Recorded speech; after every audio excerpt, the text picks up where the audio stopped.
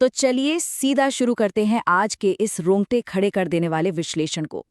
शुरुआत होती है कॉलेज के बाद एक बहुत ही आम सी लगने वाली अपार्टमेंट की तलाश से, लेकिन देखते ही देखते ये एक भयानक दुस्वप्न में बदल जाती है। कैसे कुछ नौजवान अनजाने में एक बहुत बड़े खतरे के जाल में फंस गए, आज हम इसी को डिकोड करने वाले हैं। उसे तुरंत यहाँ से ले जाओ, वरना कुछ ही दिनों में तुम में से एक की मौत पक्की है। ये खौफनाक चेतावनी हमारी कहानी का सबसे डरावना क्लाइमैक्स है। ये बात एयरपोर्ट के पास एक स्थानीय मंदिर में उन हताश दोस्तों से कही गई थी, लेकिन भाई नौबत यहाँ तक आई कैसे? इस पूरे खौफ को गहराई से समझने के लिए हमें थोड़ा पीछे जाना होगा। चलिए देखते हैं कि कैसे ये युवा कपल्स एक बहुत ही चालाकी से बिछाए गए जाल में सीधा कदम रख देते हैं। भाग एक सपनों के फ्लैट का काला सच। प्राजक्ता, रोहन, अयान और अर्पिता, जो अभी अभी कॉलेज से निकले थे, सख्त मकान मालिकों की रोज रोज की रोक-टोक से बिल्कुल पक चुके थे। तो जाहिर है, जब उन्हें कोलकाता में रनवे के नज़ारे वाला 5वीं मंजिल का एक खुला-ढुला फ्लैट मिला, तो वो उन्हें किसी चमत्कार जैसा ही लगा। अब जरा इस नंबर पर गौर कीजिए, सिर्फ 8,000 रुपए।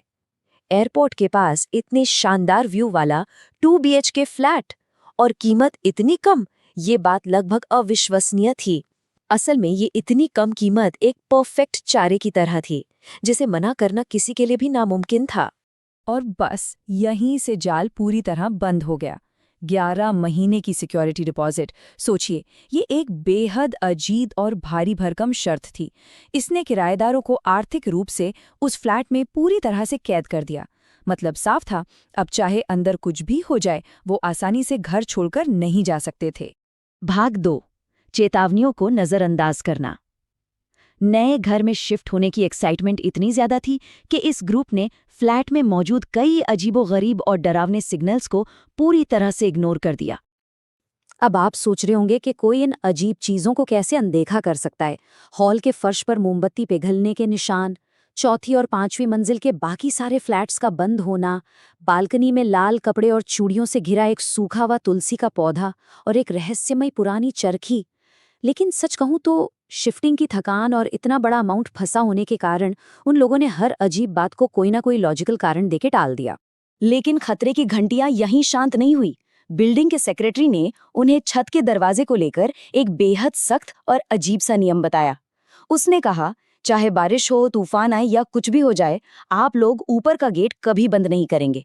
और पता है, उस दरवाजे को हमेशा खुला रखने के लिए वहां एक ईंट फंसा दी गई थी। भाग 3, खौफ का तेजी से बढ़ना।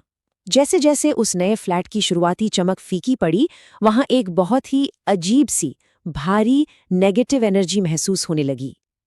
दोस्तों के बीच भयानक झगड़े शुरू हो गए, अप्लायंसेस अपने आप खराब होने लगे। और फिर कुछ ऐसी घटनाएं हुई जिन्हें किसी भी हाल में वहम नहीं कहा जा सकता था। डर तब और गहरा जाता है जब प्राजक्ता को रोहन के फोन से एक वेटिंग डायल टोन सुनाई देती है। अब सबसे डरावनी बात ये थी कि रोहन का फोन पूरी तरह लॉक था। वो खुद कोई कॉल नहीं कर रहा था, और जब उस पूरी मंजिल पर उनके अलावा कोई परिंदा भी नहीं रहता था, तो फिर आखिर वो फोन कर कौन रहा था? अब इस टाइमलाइन को देखिए, ये सब कितनी तेजी से बढ़ा। शुरुआत तो आम से लगने वाले बुरे सपनों से हुई, लेकिन बात सीधे शारीरिक हमलों तक जा पहुंची।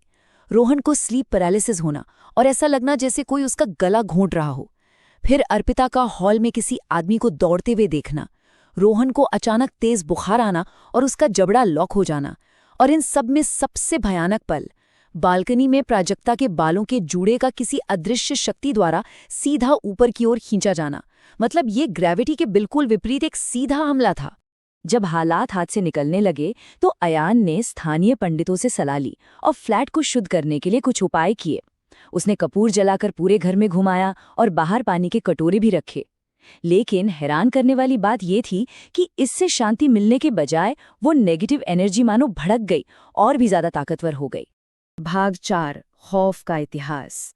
हमारी कहानी का टर्निंग पॉइंट तब आता है जब रोहन की माँ उस फ्लैट पर आती है।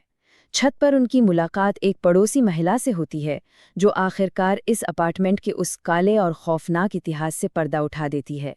सबसे बड़ा खुलासा ये था कि जो पिछले किराएदार थे, उन्होंने भी बिल्कुल ऐसी ही मानसिक प्रताड़ना और रसोई के बर्तनों के हवा में उड़ने का सामना किया था। उन पति पत्नी के बीच भी भयानक झगड़े शुरू हो गए थे और पति बेहद हिंसक हो गया था। तो अब ये पहेली सुलझती है कि हॉल में पिघले हुए मोम के वो निशान कहाँ से आए थे। वो दरअसल उन्हीं पिछले किराएदारों द्वारा की गई पूजा के निशान थे, जो उन्होंने अपनी जान बचाने के लिए की थी। खौफ अपना असली और सबसे वीभत्स रूप तब दिखाता है जब रोहन के रिश्तेदार दिन के उजाले में एक घिनौने जानवरों की तरह दिखने वाले साई को लिविंग रूम के फर्श पर रेंगते हुए देखते हैं। उन्होंने बताया कि एक आदमी अपने हाथ पैरों के बल चल रहा था और उसके लंबे बालों ने उसका पूरा चेहरा ढक रखा था। सच में ये नज़ारा इतना खौफनाक था कि देखने वालों के होश ही उड़ गए। भाग 5, अंतिम खौफनाक चरम सीमा। एक एक्सीडेंट की वजह से रोहन को कुछ समय के लिए घर से बाहर जाना पड़ता है और पीछे जो दोस्त बच जाते हैं उन्हें एक ऐसी भयानक मानसिक और शारीरिक यातना से गुजरना पड़ता है जो उन्हें पूरी तरह से तोड़कर रख देती है। अर्पिता, जो इस वक्त तक गहरे डिप्रेशन में जा चुकी थीं, छत पर अपने बिल्कुल बगल में बैठे एक परछाई जैसे साये से ये शब्द सुनती है। प्यार में ऐसा ही होता है, तुम्हें अपनी जान देनी पड़ती है।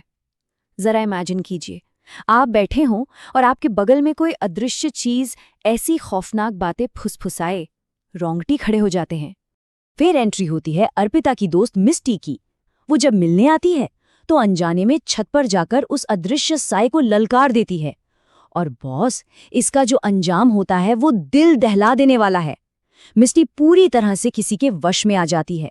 उसके लक्षण देखिए, वो बिल्कुल खौलती हुई गर्म चाय बिना उफ किए पी जाती है, अपने बालों को बिल्कुल उसी रेंगने वाले साये की तरह बना लेती है, छत के किनारे से कूदने की कोशिश करती है और हद तो तब हो जाती है जब वो फ्लैट के बाहर बने पवित्र ओम के चिन्ह पर थूक देती है।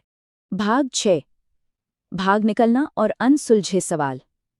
इस खौफनाक पोजेशन के बाद उस ग्रुप के पास अपना सारा पैसा भूलकर बस अपनी जान बचाकर भागने के अलावा और कोई रास्ता नहीं बचता। और उनका अंतिम फैसला इस एक खौफनाक घटना से तय होता है। मिस्टी का दीवार पर अपना सिर तब तक जोर जोर से पटकना जब तक कि खून न बहने लगे। इस डरावने मंजर का एक वीडियो व्हाट्सएप पर भेजा गया था। इसी वीडियो ने आखिरकार बाकी सभी किराएदारों को उस 11 महीने के फाइनेंशियल ट्रैप को तोड़ने और उस मनहूस इमारत को हमेशा हमेशा के लिए छोड़कर भागने पर मजबूर कर दिया। हालांकि राहत की बात यह है कि प्राजक्ता और रोहन ने बाद में शादी कर ली और वो आज एक खुशहाल जिंदगी जी रहे हैं। लेकिन ये पूरा एक्सप्लेनर हमें एक बेहद बेचैन करने वाले सवाल के साथ छोड़ जाता है। कोलकाता एयरपोर्ट के पास उस 5वीं मंजिल पर असल में राज किसका है? उस ईंट से हमेशा खुले रहने वाले छत के दरवाजे के पीछे आज भी कौन सी काली अदृश्य शक्ति अपने अगले शिकार का इंतजार कर रही है? क्या आप कभी ऐसे किसी घर में रहना चाहेंगे?